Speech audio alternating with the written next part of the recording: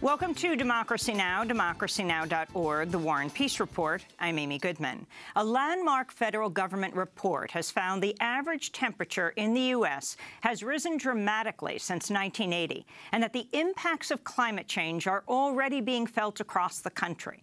The New York Times obtained and published a copy of the report Monday amidst concerns from scientists that the study's findings may be suppressed, changed, or censored by the Trump administration, which has sought to deny the effects and human impacts of climate change. The report was conducted by scientists from 13 federal agencies. It's awaiting the Trump administration's approval before it can be officially released. It concludes, quote, evidence for a changing climate abounds from the top of the atmosphere to the depths of the oceans, unquote. It also conclusively states human activities, particularly the emission of greenhouse gases, are the primary drivers of climate change. Meanwhile, The Guardian's revealed workers at the U.S. Department of Agriculture have been instructed not to use the words climate change in their reports. A series of emails show the censorship started immediately after Trump's inauguration. In a January 24th email, a top official at the USDA unit said that overseas farmers' lands conservation wrote to other senior officials, quote, it has become clear one of the previous administration's priority is not consistent with that of the incoming administration. Namely, that priority is climate change. Please visit with your staff and make them aware of this shift in perspective within the executive branch. Unquote. In more climate news, a new study has revealed more than 6% of the world's GDP is poured into fossil fuel subsidies each year, a staggering amount of money that tops $5 trillion annually. The study was published in the journal World Development. The Pentagon's considering launching airstrikes in the Philippines against ISIS militants. That's according to an NBC News report based on two unnamed defense officials who say the strikes would likely be carried out by unmanned drones. On Monday, Secretary of State Rex Tillerson met with the Philippines President Rodrigo Duterte on the sidelines of a regional security summit in the Philippines capital, Manila. In Syria, the local journalistic group Raqqa is being slaughtered silently, says up to 18 civilians were killed in U.S.-led coalition bombing and artillery shelling in Raqqa Monday as the U.S.-backed campaign to seize the city from ISIS continues. The group also reports parts of the National Hospital in Raqqa was destroyed by either the U.S.-led bombing or U.S.-backed Syrian forces. Residents continue to flee the city amidst the fighting. Displaced residents say the nearby refugee camps lack sufficient bread and water. The camp is okay, but the heat is killing us. The heat is unbelievable. They have given us water and bread, and they give us aid, but it is not enough. Since I arrived, I am yet to receive anything. There is bread and water, and they provide us with one meal a day. That's all I know. I haven't been here for long. Tensions continue rising between the U.S. and North Korea. On Monday, North Korea spoke out against drastic new U.N. sanctions on its primary exports, including coal, iron, and seafood, saying the U.S. is trying to drive the Korean peninsula to the brink of nuclear war. This is Bang Kwang-hyuk, North Korea's spokesman at the Association of Southeastern Nations Summit, the ASEAN Summit, in the Philippines capital, Manila. Is our nuclear possession a threat to the world, or is it just a threat to the United States? We want to make it clear that the worsening situation on the Korean peninsula, as well as the nuclear issues, were caused by the United States. In news from Washington, D.C., recently resurfaced blog posts show the Department of Agriculture's top scientist, Sam Clovis, calling progressives race traitors and liars, and calling President Obama a socialist supported by, quote, criminal dissidents who were bent on overthrowing the government of the United States, unquote.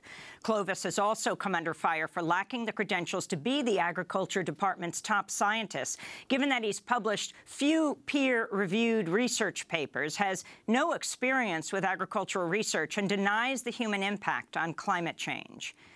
In Los Angeles, California, longtime U.S. resident and father of four, Romulo Avelica-Gonzalez, has won an emergency stay of deportation amidst a national campaign demanding he be allowed to stay in the United States. Immigration and Customs Enforcement agents arrested him in late February while he was driving his two daughters to school.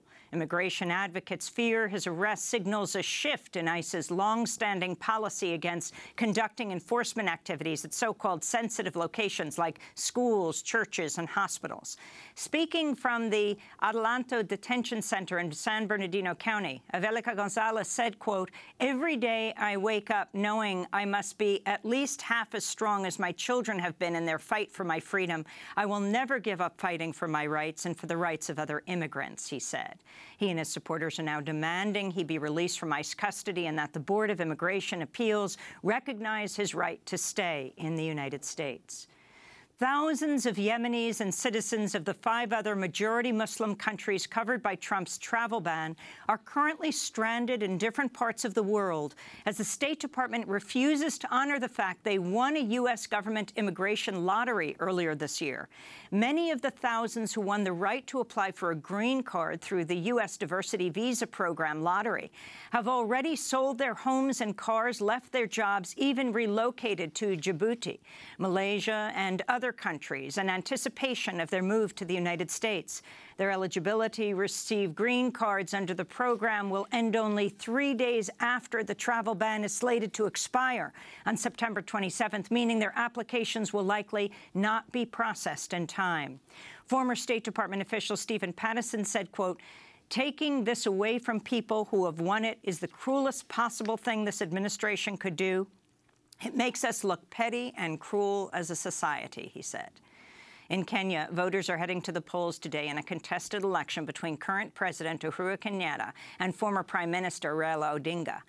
Last week, a senior election official was found murdered and bearing signs of torture, stoking fears of a repeat of the violence after an election 10 years ago, which saw about 1,200 people killed and more than 500,000 displaced. On Monday night, the Kenyan President Kenyatta urged peace regardless of the vote's outcome. No matter the result of this election, we must stand together as one people. Above all, we must reject intimidation. We must reject violence or any attempt to divide us. We must not disappoint the founders of this nation, and equally, we must not betray our children. Meanwhile, in Rwanda, longtime leader Paul Kagame won a re-election landslide in an election on Friday.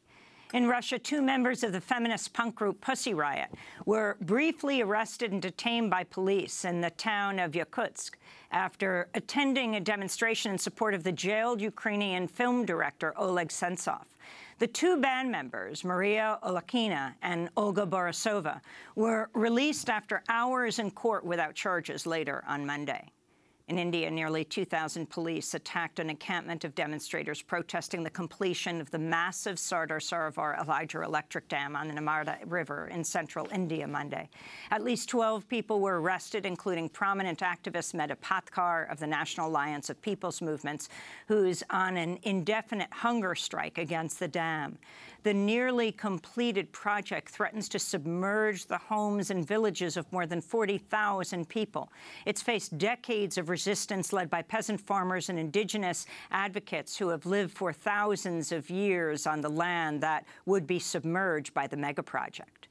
In Vancouver, Canada, climate activists blockaded trains carrying oil multiple times on Monday to protest the construction of the proposed Vancouver Energy Oil Terminal. 2 activists were arrested after dozens lay across the train tracks and some chained themselves to flower pots placed on the tracks. The activists said their protest was in solidarity with the activists arrested at Trump's inauguration, who are now facing decades in prison, as well as with Catholic workers Ruby Montoya and Jessica Reznicek, who sabotaged the Dakota Access Pipeline in Iowa, delaying construction for weeks. In Puerto Rico, the federally appointed Oversight Control Board has announced it'll slash the pensions for the majority of retired workers by up to 25% and reduce the workday for all public workers except police by up to 2 days a month as part of the ongoing austerity measures imposed by the unelected Financial Board.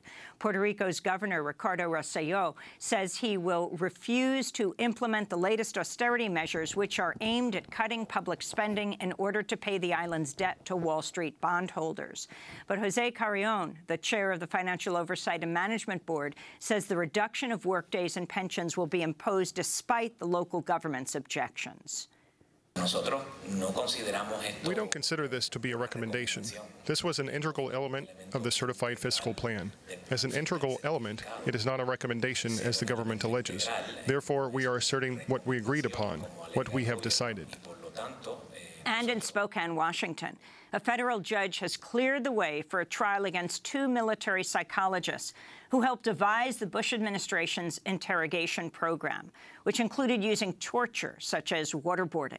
The psychologists James Mitchell and Bruce Jessen reaped more than $80 million for designing torture techniques used by the agency. The lawsuit was brought by Suleiman Abdullah Salim and Mohammed Ben Soud, 2 survivors of the torture program, along with the family of Gul Rahman, who froze to death at a CIA black site in Afghanistan. ACLU attorney Dror Ladin said, quote, "The court's ruling means that for the first time, individuals responsible for the brutal and unlawful CIA torture program will face meaningful legal accountability for what they did. Our clients have waited a long time for justice," he said. The trial is now scheduled to open September 5th in Spokane, Washington. And those are some of the headlines. This is Democracy Now!, democracynow.org, The War and Peace Report. I'm Amy Goodman. And I'm Juan Gonzalez. Welcome to all of our listeners and viewers around the country and around the world.